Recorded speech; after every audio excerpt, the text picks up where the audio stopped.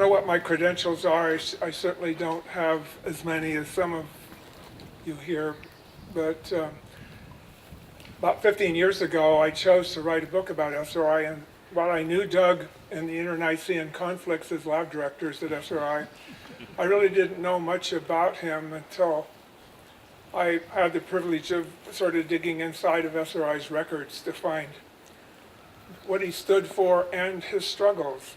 And I came away fascinated.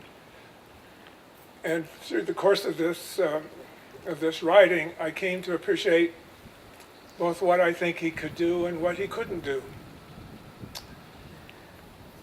I saw letters, for example, in 1964 there was a letter from Licklider, who was his client at ARPA, urging him to get tangible.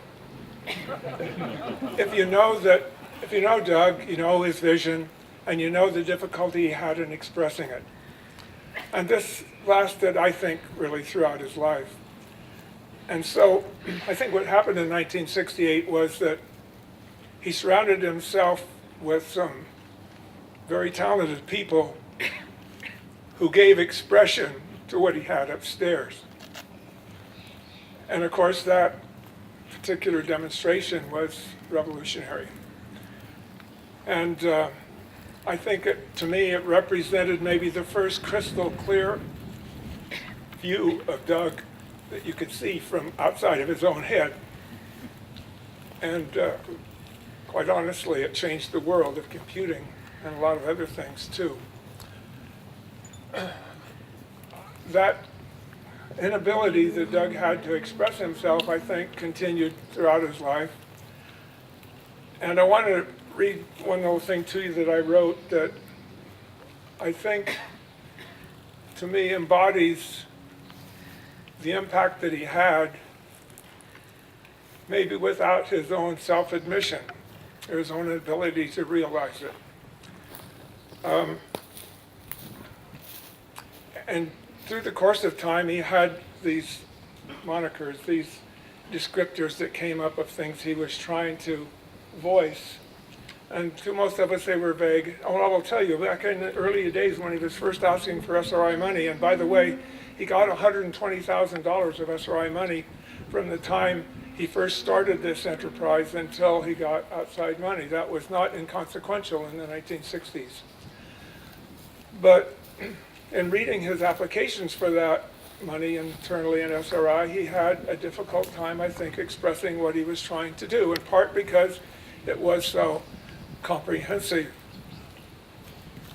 But anyway, as time went on, I think he clung to that vocabulary and those notions that he had. Maybe too long, I don't know, and I don't mean this to be pejorative. But here's a few things I think that give evidence of what he really made happen. Tell me that Wikipedia, now the world's largest encyclopedia, is not his dynamic knowledge repository.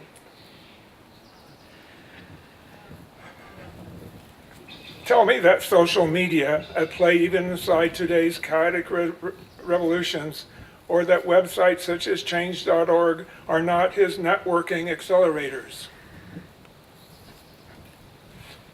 Tell me that rapid prototyping that compresses the cycle of product development by orders of magnitude and delivered by people regardless of where they are located isn't network group collaboration. And finally, tell me that mastering today's complex integrated circuits and genomic systems, where no one person can know them completely, is not collective IQ. Sure, society has bigger problems than these to solve, ones that remain unrealized, but Doug's concepts are alive and well.